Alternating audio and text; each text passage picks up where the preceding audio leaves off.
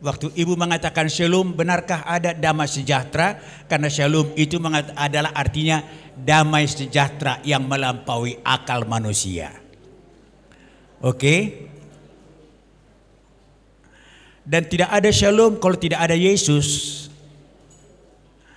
Karena Yesus itu adalah sumber shalom itu. Jadi karena kita yang kumpul di sini adalah orang-orang yang mengatakan dirinya pengikut dan milik Yesus yang sudah diselamatkan oleh Tuhan Yesus. Oleh karena itu saya ingin sapa sekali lagi. Shalom ibu-ibu. Oke, puji Tuhan. Mari kita membaca 2 ayat firman Tuhan yang diberikan oleh pengurus kita untuk kita baca. Yang pertama dari Matius, ya, bab 21 ayat 22. Gampang itu mengingatnya. Matius 21 ayat yang ke-22. Nanti kemudian kita membaca Markus 11 ayat 24. Oke. Sudah dapat ibu-ibu? Hanya 2 ayat aja, tapi dari 2 buku yang berbeda. Ya, Matius 21 ayat 22. Silakan ibu-ibu, satu dengan suara yang mantap, ya, suara anak Tuhan. 1, 2, ya.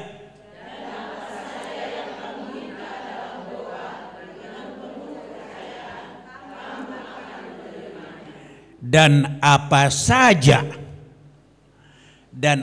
saja yang kamu minta dalam doa, ya, apa saja yang kamu minta dalam doa dengan penuh kepercayaan,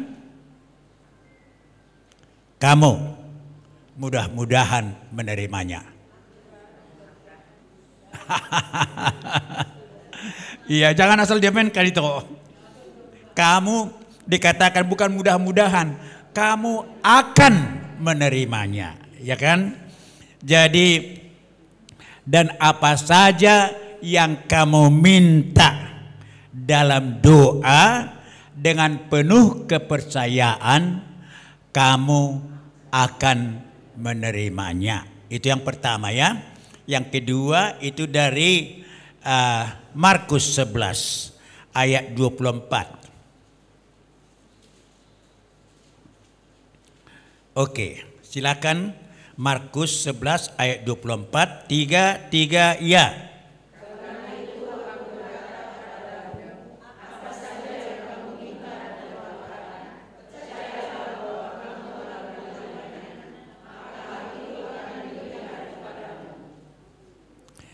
Karena itu aku, Yesus, ya, berkata kepadamu, apa saja yang kamu minta dan doakan,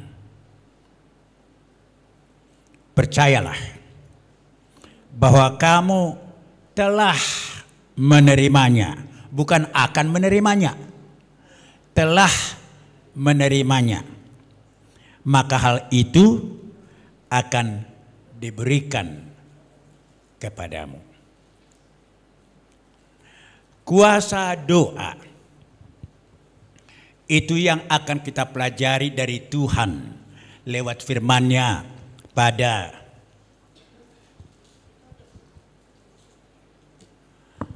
pagi hari ini.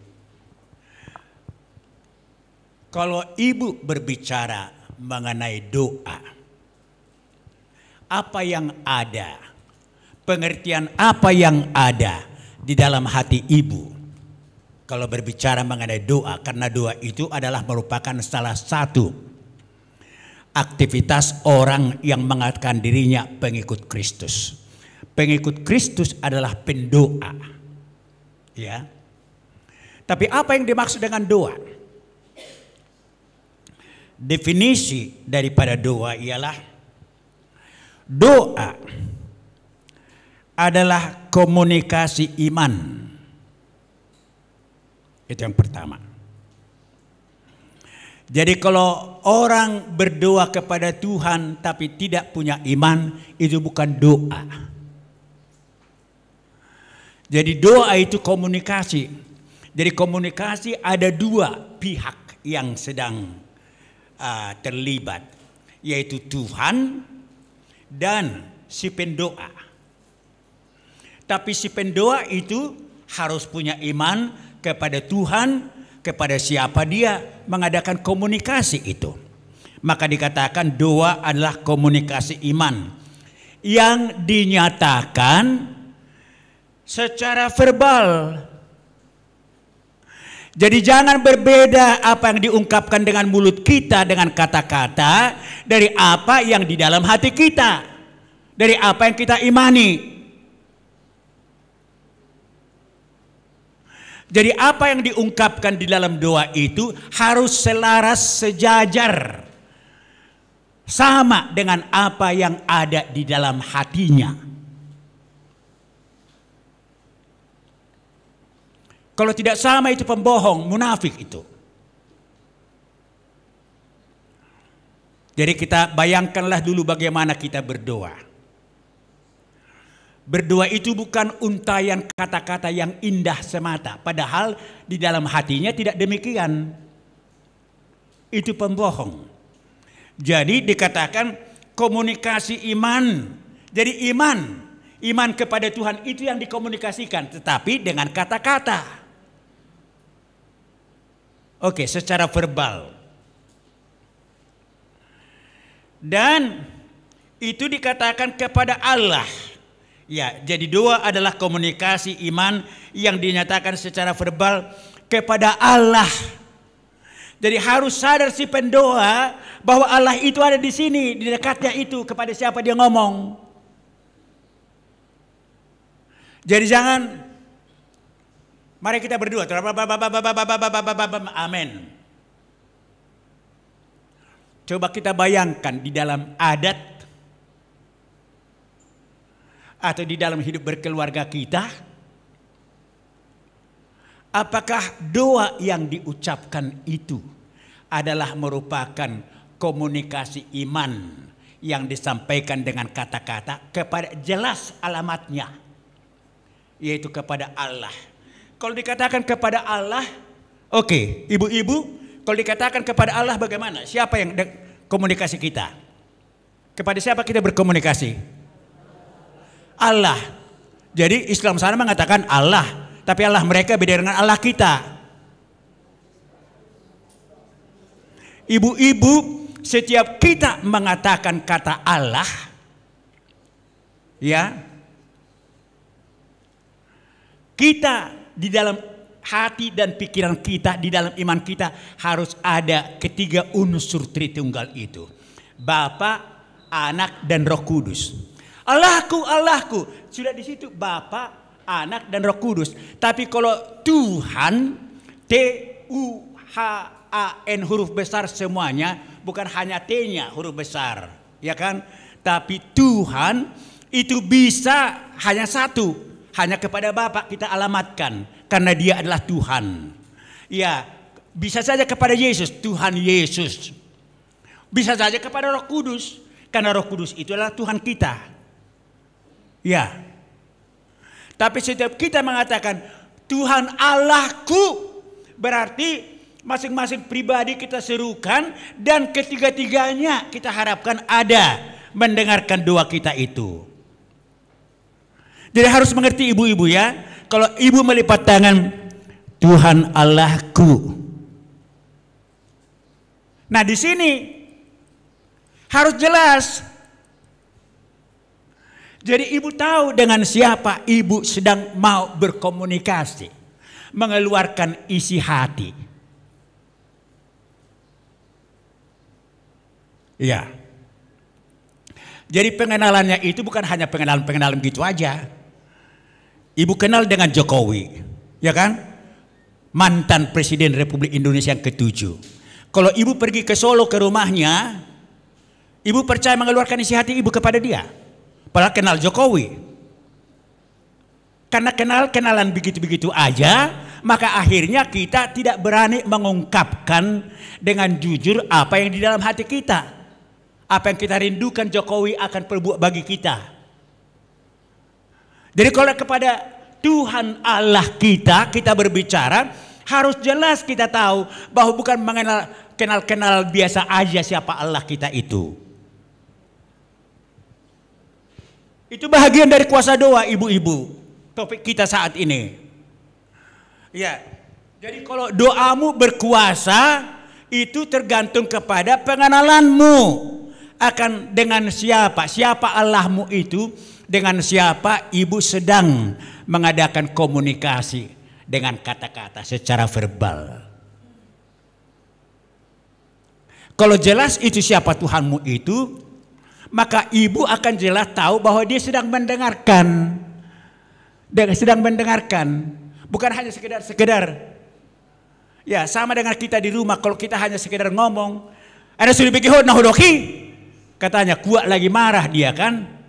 Karena respons dengan siapa dia berbicara itu tidak begitu jelas.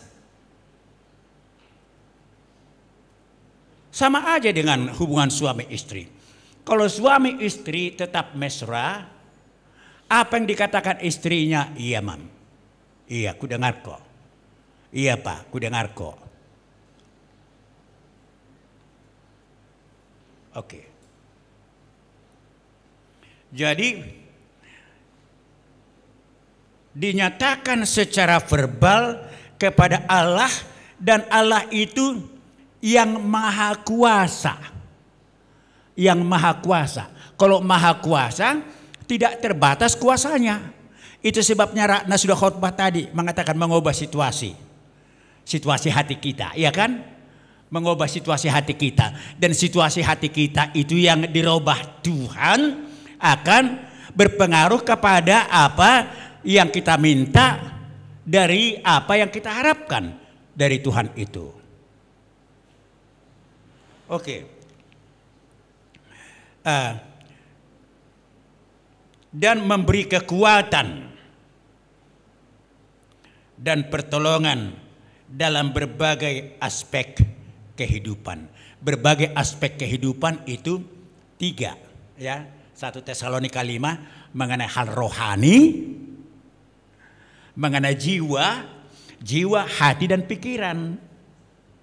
Kalau rohani, roh kita yang diciptakan Tuhan, yang dihembuskan Tuhan Allah kepada kita, lalu kita menjadi manusia hidup. Sebagai manusia hidup kita punya hati dan pikiran. Itu yang dikatakan jiwa. Jadi kalau penyakit jiwa, roh dan hati dan pikirannya yang terganggu, bisa terganggu itu memang karena rohnya tidak jelas statusnya. Ya, hati yang gembira itu tadi kan, karena hati dan pikiran yang gembira itu adalah obat mempengaruhi jasmani kita. Ya, oke. Jadi 3 aspek yang dirubah Tuhan. Itulah manusia. Roh, jiwa, dan tubuh. Jadi kebutuhan rohani kita diperhatikan, kebutuhan jiwa kita. Ya kalau si Dewi Marsak, apanya ya yang bermasalah itu? Hati. Mungkin karena pikirannya ada dipikirkan yang lain, ya kan? Lalu itu bisa mempengaruhi fisiknya. Mempengaruhi fisiknya. Bahasa marniako. Hurwa dipikiri ho. Kan gitu kan kita bilang kan. Dan nama dokter itu Pasaribau kan. Ayah dipikiri ho. Sohna marniako. Bah. Buhimpuang. Berbinar-binar. Wah. Adong dohura lasni roha teh dilihat Tuhan itu hati. Kan gitu kan? Lasni roha. Itu nampak secara fisik. Jadi doa itu mengakibatkan Tuhan mempengaruhi 3 daerah kehidupan kita. Rohani kita, jiwa kita, dan tubuh kita. Oke. lagi aku baca ya definisinya itu ya. Doa adalah komunikasi iman yang dinyatakan secara verbal kepada Allah yang Maha Kuasa, yang dapat mengubah hidup, memberi kekuatan dan pertolongan dalam berbagai aspek kehidupan. Maaf ibu-ibu, tidak usah ditulis dulu, dengar aja ya. Saya janji minggu depan akan saya fotokopi ini dibagi kepada semua ibu-ibu. Ya. Jadi supaya fokus dulu kita mendengar. Oke. Jadi doa adalah komunikasi iman. Apakah komunikasi iman kita itu kita lakukan secara pribadi? Aku dengan Tuhan. Atau kita menjadi juru syafaat. Mendoakan orang banyak, ya kan? Mendoakan orang banyak. Kita yang mendoakan. Kita berbicara kepada Tuhan untuk orang banyak. Ya, tetapi tetap itu harus jelas bahwa itu adalah komunikasi iman. Ya. Jadi tanpa iman doa adalah kesia-siaan. Dan ada gunanya 15 hari sedari martangiang. Kalau itu bukan tidak dilakukan dengan iman. Karena iman adalah dasar dari segala sesuatu yang kita harapkan. Ya, iman adalah dasar dari segala sesuatu yang kita harapkan. Itu Ibrani 11 ayat 1. Jadi kalau iman adalah dasar, dasar itu fondasi. Fondasi sama seperti ini sekarang, ini dasar. Di sini saya berdiri. Tanpa ini saya akan goyah. Ya, jadi kalau fondasinya tidak kuat, maka dia juga tidak goyah, dia akan goyah. Tapi kalau fondasinya kuat, maka dia bisa berdiri dengan tegap. Ya, jadi iman adalah fondasi hidup kita. Kalau mau berkomunikasi dengan Tuhan, imannya harus jelas. Oke. Imannya harus jelas. Dengan kata lain, iman akan menjadi jelas kalau kita seperti saya katakan tadi mengenal siapa Allah kita itu. Siapa Allahmu? Ya Bapa, Anak dan Roh Kudus. Gitu dong. Jangan hanya bilang Allahku yang Maha Kuasa. Allahku ialah Bapa, Tuhan Yesus Kristus. Kalau dibilang Tuhan Yesus Kristus, akan panik Islam dan yang lain-lain. Karena mereka beda Allahnya.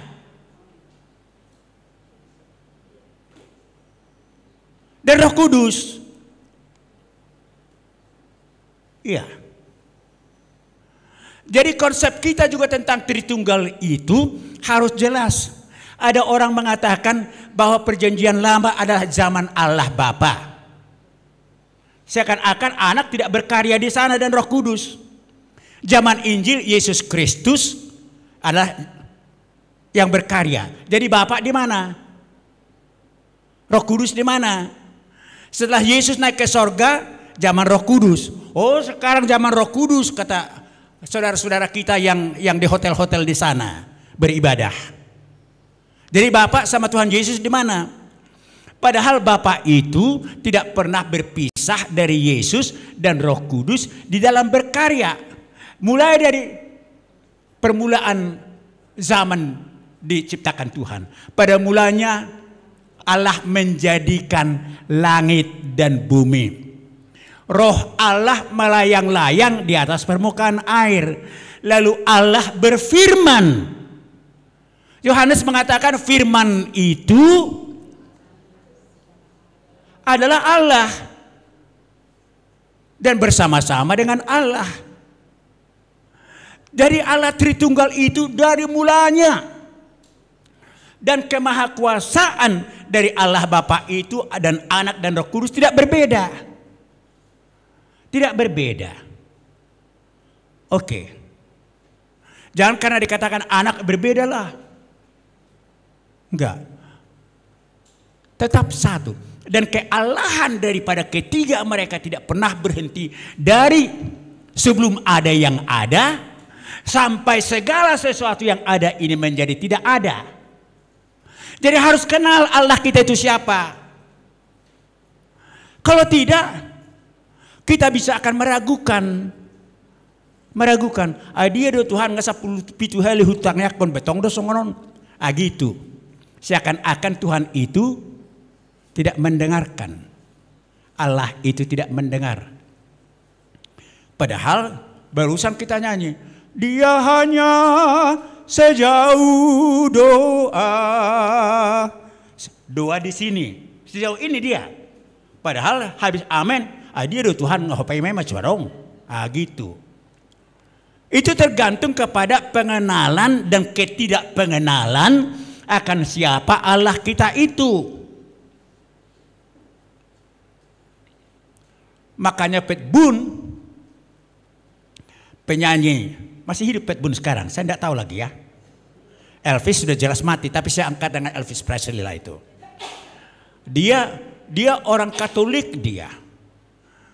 Ya, tapi dia tidak kenal Tuhan, artis tidak kenal Tuhan. Tapi setelah bertobat dia menyanyikan lagu itu, Do you know my Jesus? Do you know my Jesus? Kenalkah engkau Yesusku itu, katanya. Tadinya dia sudah Roma Katolik. Sering menyebut nama Yesus, tapi tidak kenal. Tidak kenal maka tidak sayang. Oke, jadi kalau dikatakan dalam definisi tadi bahwa komunikasi iman ialah dasar dari segala sesuatu yang kita harapkan. Jadi kalau kita harapkan bahwa doa kita dijawab, harus ada iman. Ya, harus ada iman. Dan objek iman itu ialah Allah Tritunggal. Objek iman itu artinya kepada siapa kita beriman. Harus jelas Allah Tritunggalnya. Oke, ibu-ibu. Jadi jangan nama Yesus itu hanya sekedar pelengkap. Di dalam nama Tuhan Yesus aku berdoa. Amin. Sekarang kan sudah lengkap. Waktu ibu mengatakan Tuhan Allah yang di sorga. Sudah di situ tiga-tiga, harus di sini ada itu. Dan dalam hati. Sudah percaya ibu bahwa ibu sedang memanggil tiga-tiga. Allah kita yang tetap satu, dia. Ya. Sudah salah, saya enggak saya sebutkan nama Tuhan Yesus. Enggak.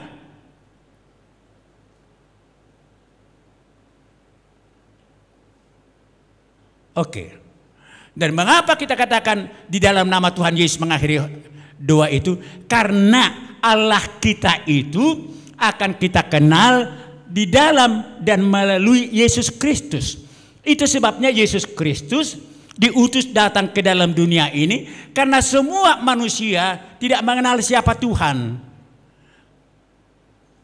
Jadi supaya Tuhan itu dikenal, maka Tuhan itu membuat dirinya, firman-Nya menjadi manusia, bergaul dengan manusia, dalam keadaan sebagai manusia, dia bisa menunjukkan bahwa dia Allah itu tidak pernah melakukan dosa atau kesalahan. Dia berkuasa atas angin dan gelombang. Dia berkuasa atas penyakit. Dia berkuasa atas ekonomi. Bisa memberikan 5.000 orang makan, 3.000 orang makan. Hanya dengan 5 ketul roti dan 2 ekor ikan. Lebih lagi 12 bakul. Ekonomi. Mengenai pikiran. Ya, tadi sebenarnya harusnya yang kita baca itu tadi satu perikop itu dari Matius 11 itu sebenarnya mengenai pohon ara yang tiba-tiba ditemplak Tuhan Yesus karena Yesus kecewa. Dia datang ke pohon ara itu waktu dia lagi lapar. Dia harap akan ada buah pohon ara yang rindang sekali itu. Ternyata satu pun tidak ada buah ara di sana. Lalu Yesus mengatakan, mulai dari sekarang engkau tidak akan berbuah lagi. Dan tiba-tiba layu. Heran murid-murid itu. Kok bisa tiba-tiba begitu? Ya kalau kamu meminta kepada Bapa di dalam iman, kamu katakan kepada gunung ini pindah, maka gunung itu akan pindah ke laut sana katanya. Karena apa saja yang kamu minta dengan iman kepada, jelas alamatnya, maka kamu akan menerimanya. Jadi jangan asal bergumam kita. Nanti ya kalau berdua kita di rumah, apakah secara pribadi, apakah waktu makan dengan keluarga, jangan sekedar diam dulu sebentar. Bayangkan Tuhan itu, atau undang dengan hatimu Tuhan itu, Tuhan datanglah, aku mau berdoa. Lalu jelaslah ibu ngomong. Tidak usah buru-buru. Tidak usah diuntai kalimat yang indah-indah. Sebagaimana yang di dalam hati dan pikiranmu itu, katakanlah itu dengan jujur kepada Dia. Jangan sampai Tuhan yang di depanmu itu mengatakan, asing du di bagas roham, asing di doko. Ya, karena Dia tahu kan segala sesuatu. Iya. Dan kita akan menikmati. Dan ibu-ibu ya,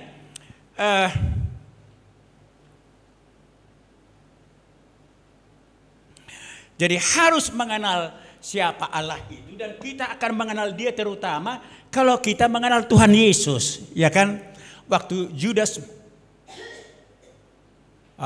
si Thomas, waktu Thomas mengatakan, kami tidak tahu Tuhan kemana engkau akan pergi, Yohanes 14 itu kan, kemana kau akan pergi? Jadi Yesus mengatakan, aku akan pergi kepada Bapa dan kamu tidak akan melihat aku lagi katanya. Lalu Filipus mengatakan, tunjukkanlah Bapa itu kepada kami, sudah cukup bagi kami itu katanya. Lalu Yesus mengatakan, loh begitu lama aku bersama-sama dengan kamu Filipus, kok kamu katakan begitu? Tidak tahukah kamu bahwa Bapa itu ada di dalam aku dan aku di dalam Bapa?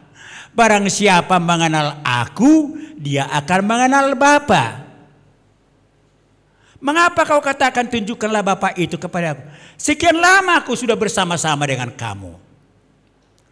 Jadi di samping kesatuan, ketidakterpisahan Yesus itu, walaupun dia manusia dengan Bapa itu, tapi kuasanya, kehadiran Bapa itu, di mana Bapa itu ada, di mana Yesus ada, di situ ada Bapa itu. Apa yang dilakukan oleh Yesus, itu yang dilakukan oleh Bapa itu.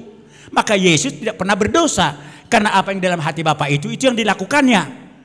Ya, jadi kalau kita mau mengenal Allah, yang terbaik yang harus kita lakukan ialah kita mengenal siapa Yesus. Karena Bapa itu ada di dalam Yesus dan Yesus itu ada di dalam Bapa. Nah kemudian Yesus mengatakan Yohanes 16, kalau aku pergi maka aku akan mengutus roh penghibur itu kepada kamu. Yesus yang mengutus Roh Kudus itu karena Yesus tidak ada lagi bersama dengan murid-murid itu secara jasmani. Lalu yang mengajar mereka ialah Roh Kudus kemudian. Bukan berarti era Roh Kudus setelah Yesus naik ke surga seakan-akan waktu Yesus masih di bumi ini Roh Kudus tidak bekerja. Bukan demikian. Tetapi ada cara yang dipakai Tuhan untuk membuat manusia tidak akan menjadi kecewa. Tahu doba orang-orang itu waktu Yesus masih hidup katanya. Ternyata yang hidup itunya yang menyalibkan Yesus. Tidak percaya kepada Yesus. Kemana semua mereka yang dikasih makan itu? Kemana mereka yang ditolong Tuhan Yesus, diusir setan daripada mereka? Waktu Yesus disalibkan, kemana?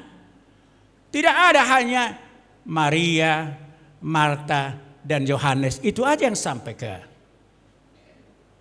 kayu salib itu. Melihat Yesus. Petrus aja yang seringkali ngomong hebat-hebat, justru menyangkal Yesus. Ya, jadi sekarang Yesus menghendaki bahwa kalau dia pun secara jasmani tidak hadir lagi, tapi Tuhan itu tetap hadir lewat Roh Kudus yang diberikan. Tapi Roh Kudus itu dikatakan tinggal di sini. Yesus tidak bisa masuk ke dalam hati kita waktu dia hidup secara jasmani. Ya kan? Tapi kita sekarang mau belanja pun ibu, ada Roh Kudus yang mengatakan, pilih tomat yang bagaimana? Berapa tomat ini 1 kilo, Bu? Lalu dibilang ibu itu, 50.000. Mau ditawar. Ada terus suara di dalam hati mengatakan, jenang tawaromu 15.000. Karena ibu mau bilang 15.000 lah ya. Terus ada sudah suara di dalam mengatakan, suara siapa itu?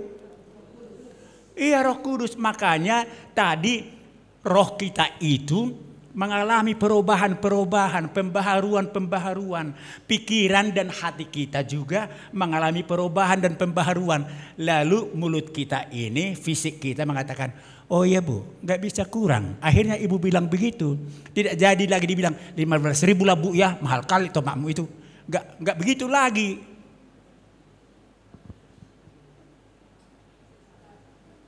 Iya, karena ada Roh Kudus yang bicara di sini. Tidak pernah Roh Kudus itu tidak bicara. Lebih cepat Roh Kudus itu bicara kepada kita daripada otak dan hati kita.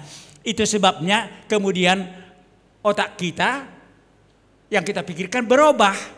Yang kita simpan dalam hati berubah. Karena apa? Karena ada Roh Kudus di dalam yang menyelidiki, menolong kita mengerti bahwa itu tidak dikehendaki Tuhan. Ini yang dikehendaki oleh Tuhan. Do you know my Jesus? Makin kenal engkau kepada Yesus itu, makin kenal engkau siapa Allah itu. Ya.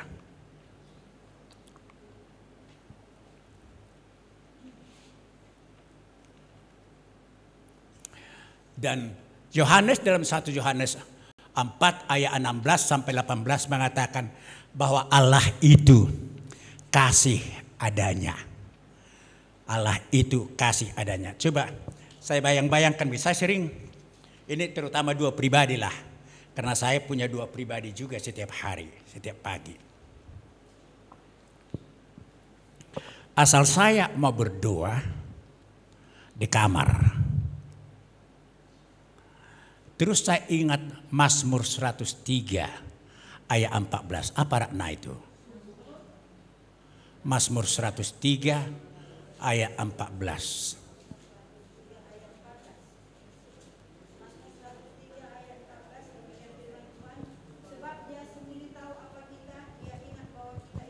Iya, sebab dia tahu apa kita. Kita ini adalah debu. Ada kadang-kala Tuhan mengatakan kita ini seperti rumput. Tapi rumput lebih hebat daripada debu. Rumput masih kita tanam di pekarangan kita supaya nyaman rasanya, kan tidak terlalu panas. Kalau kosong halaman kita itu tidak ada tumbuh-tumbuhan kan panas sekali. Tapi kita tanam rumput di sana. Tapi pemazmur mengatakan dia ingat, ini yang penting kali. Dia tahu bahwa kita ini debu.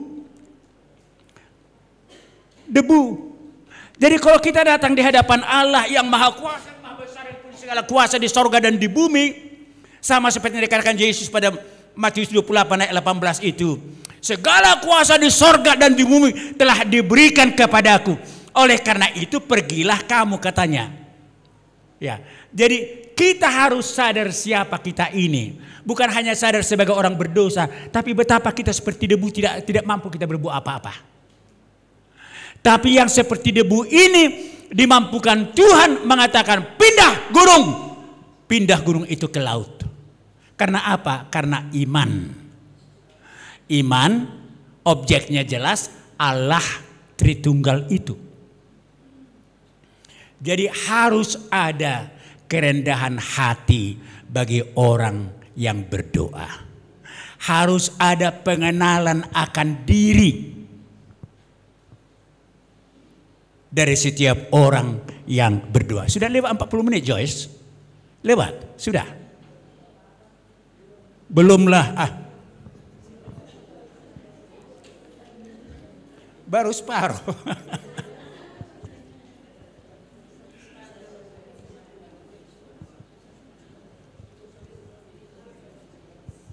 Lalu oke. Lalu kalau objeknya tadi itu adalah Tuhan Allah, subjek doa siapa? Subjek doa itu si pendoa. Debu-debu tadi yang kecil-kecil itu mau dibahagiakan Tuhan karena Tuhan itu kasih adanya. Begitulah kita ini. Debu-debu mau dibahagiakan Tuhan. Ya, dibahagiakan Tuhan dengan cara Tuhan. Mengapa Tuhan masih mengizinkan anakmu itu pergi tur ke Langsa, kemana, ke Aceh ya kan? Padahal sudah skripsinya ditelantarkannya. Kadangkala banyak hal yang kita minta kepada Tuhan tidak sesuai dengan yang kita pikirkan.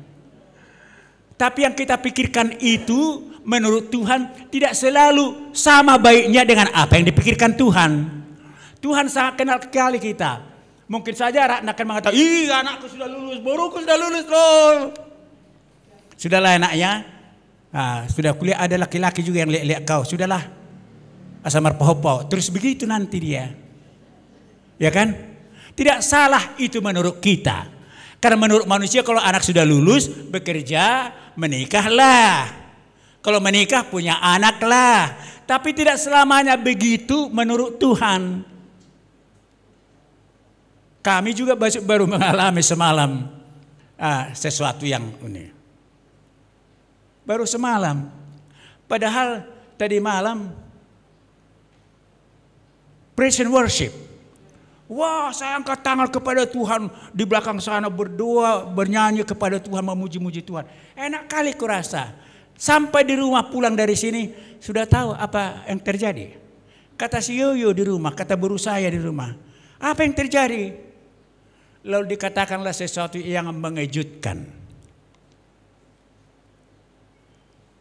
Sepeda motornya hilang. Dicuri orang dari Alfamart di sana. Jadi akhirnya tadi pagi saya katakan kita harus berdoa untuk si pencuri itu. Supaya dia disadarkan Tuhan. Apa kita lapor ke polisi bagaimana? Akhirnya panjanglah, kalau lapor ke polisi nanti polisi minta uang ini segala macam. Atau usahlah katanya. Jadi kalau begitu berdoalah kita ya supaya si pencuri itu diberkati Tuhan. Enggak pernah kami berdoa untuk si pencuri kan? Yang didoakan selama ini YPDP Allah yang di luar kota, yang tidak layani, yang malas datang, yang dulu datang tidak datang lagi. Yang itu yang kita doakan selalu. Mana pernah kita doakan pencuri? Tapi Tuhan kemudian menolong kami untuk berdoa untuk si pencuri yang kami tidak kenal itu. Kan tidak sesuai dengan yang diizinkan Tuhan terjadi, tidak sesuai dengan apa yang kita harapkan Ratna. Tapi ada maksud Tuhan yang terindah. Tidak pernah nomor 2 paling indah maksud Tuhan, selalu nomor 1 paling indah. Iya. Saya bilang sama anak saya, kenapa hanya dikunci saja sepeda motornya, bannya itu tidak digembok. Sekarang kan supaya jangan kena curi kan ada yang begitu. Iya. Tapi pelajaranlah itu. Diizinkan Tuhan. Terkejut saya. Tuhan, baru saya worship and pray. Di EPDP angkat tangan muji Tuhan, hebat kali. Kok terus? Gimana? Kecil hati sama Tuhan. Kau itu adalah debu. Debu.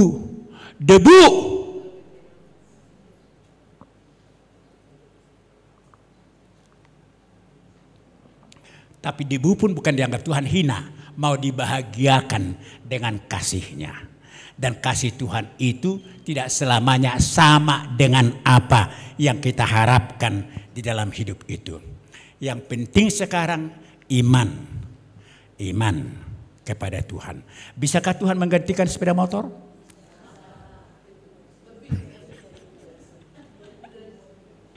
Iya, oke lah.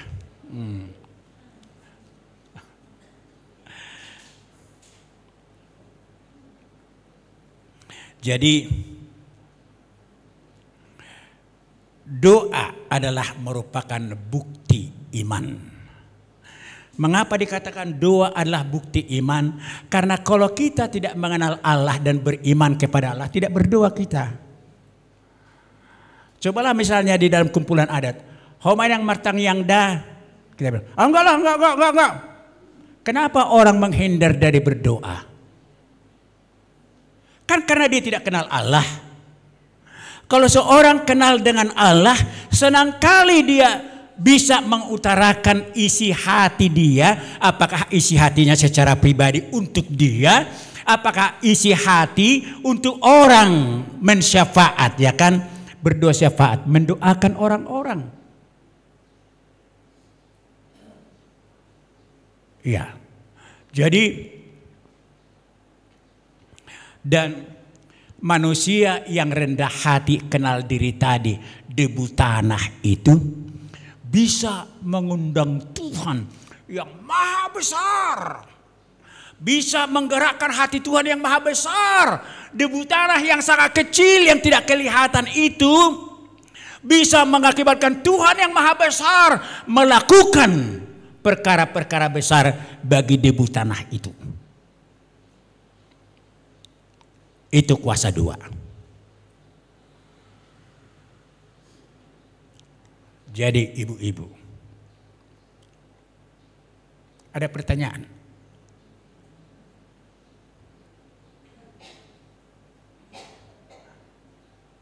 Jadi ingatlah, kalau ibu mulai mau berdoa, jangan terus ngomong. Dan jangan begini, karena kita debu tanah, harus kenal diri, rendah hati. Jangan di akhir doa ibu mengatakan, "Tuhan, aku ini banyak dosaku, ampunilah segala dosaku," supaya jangan terhalang berkat yang kuharapkan itu engkau berikan kepadaku. Gak sadar dia akan tersayatnya hati Tuhan karena dosa itu. Harusnya pada awal doa itu kita datang kepada Tuhan mengatakan, "Tuhan, aku ini debu tanah. Tidak layak aku Tuhan.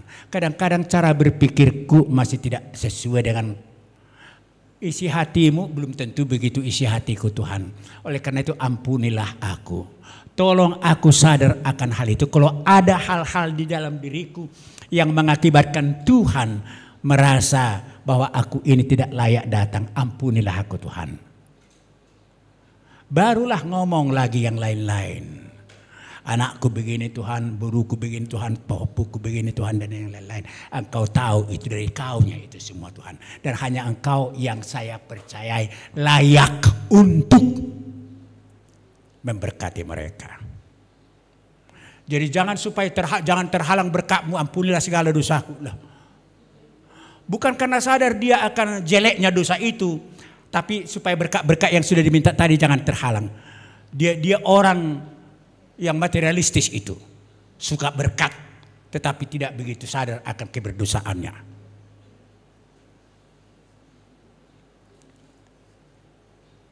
Iya.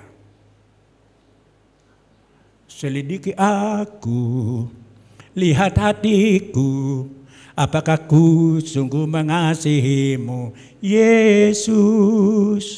Itu dulu. Jadi waktu kita lipat tangan di hadapan Tuhan, diam sejenak. Sampai ibu benar-benar jangan pikirkan yang lain-lain, masakan di sana. Makanya jangan lagi masak berdoa. Api, Tuhan gosong. Berhenti berdoa di tengah dua. Laut di dapur.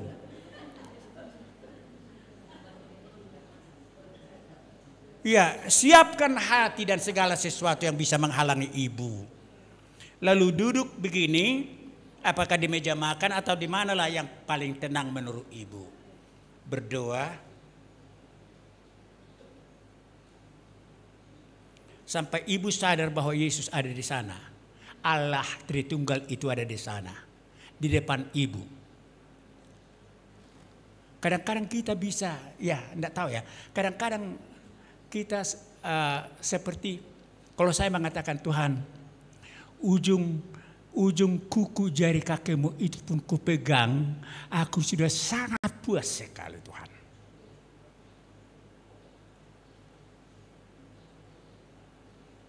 Hadirlah Engkau. Baru saya bukalah hati saya. Engkau tahu Tuhan, begini, begini, begini. Tadi pun saya katakan Engkau tahu Tuhan, bagaimana hatiku mengenai si pencuri sepeda motor itu. Adakah kebencian di dalam hatiku? Dia melakukan itu karena dia tidak mengenal Engkau Tuhan. Aku pun banyak kesalahan kalau aku tidak mengenal Engkau.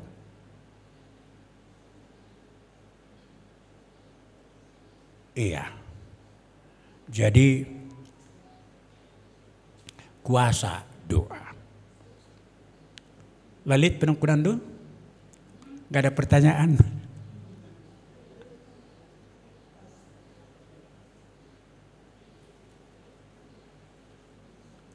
Oke. Tidak ada sahabat yang lebih baik. Dan sahabat itu ialah Allah Bapa, Anak dan Roh Kudus. Dan sahabat itu berkenan memberikan kepada kita kehormatan. Panggil aku Bapa ya. Allah Bapa yang di sorga, tapi yang ada di sini sekarang. Bapak kita dia. Sahabat kita dia. Yang paling mengenal, mengerti kita, dan yang sudah merencanakan tempat yang terbaik bagi kita. Kita adalah pewaris-pewaris kerajaan sorga. Tidak ada lagi pertanyaan di dalam hati kita kan, mengatakan, jadi kalau aku mati nanti pulang dari sini ke sorganya aku. Kan tidak ada lagi kan. Karena kita sudah anak Tuhan. Kita memanggil dia Bapa, Bapakku, sahabatku. Yesus mengatakan, aku mengenal domba-dombaku. Dan domba-dombaku mengenal suaraku. Oke, jadi itu firman Tuhan bagi kita. Saya harap saya tidak lupa minggu depan didoakan ya. Supaya ketikanku itu bisa difotokopi dan diberikan kepada ibu-ibu semua. Bisa nanti dibaca di rumah juga kepada yang lain-lain supaya diberkati oleh Tuhan. Oke, kalau tidak ada pertanyaan kita akan berdoa.